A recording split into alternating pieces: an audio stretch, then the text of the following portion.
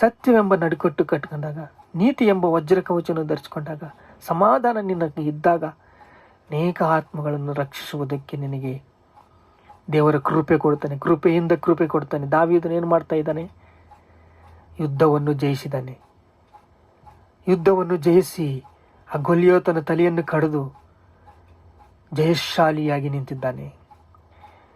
ಅಮೋಲಿಕೆಯರನ್ನು ಸೋಲಿಸಿದ್ದಾನೆ, ಫಿಲಿಪ್ತಿಯರನ್ನು ಸೋಲಿಸಿದ್ದಾನೆ, ಇನ್ನು ಅನೇಕ ಜನಾಂಗಗಳನ್ನು ಸೋಲಿಸಿ ಯುದ್ಧದಲ್ಲಿ ಜಯಶಾಲಿಯಾಗಿದ್ದಾನೆ, ಜಯವನ್ನು ಹೊಂದಿದ್ದಾನೆ.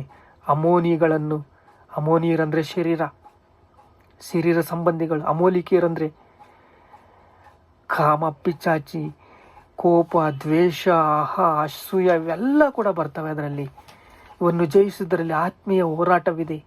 ಆತ್ಮೀಯ ಹೋರಾಟದಲ್ಲಿ ನೀವು ಜಯವನ್ನು ಹೊಂದಿದಾಗ ದೇವರ ಕೃಪೆಯಿಂದ ಕೃಪೆಗೆ ನಮಗೆ ಕರ್ಕೊಂಡು ಹೋಗ್ತಾನೆ. ದೇವರ ಕರ್ತನು ನಮ್ಮ ಸಂಗಡ ಇದ್ದಾನೆ. ನೀವು ಮರೆತು ಹೋಗಬಾರ್ದು. ಕರ್ತನು ನಮ್ಮ ಸಂಗಡ ಇದ್ದಾನಂತಂದು ನೀವು ಮರಿಬಾರ್ದು. ಯುದ್ಧವು ನಡೆಸುವ ದಿನದಲ್ಲಿ ಯಾವಾಗ ನೀನು ಯುದ್ಧಕ್ಕೆ ಶಕ್ತರಾಗ್ತಿರೋ, ಪ್ರಾರ್ಥನೆ ಮಾಡೋದಕ್ಕೆ ನೀನು ಸಿದ್ಧನಾದಾಗ, ಯಾವಾಗ ಯುದ್ಧವು ನಡೆಸುವ ದಿನದಲ್ಲಿ ಆ ವೈರಿಗಳನ್ನು ಎದುರಿಸುವುದಕ್ಕೆ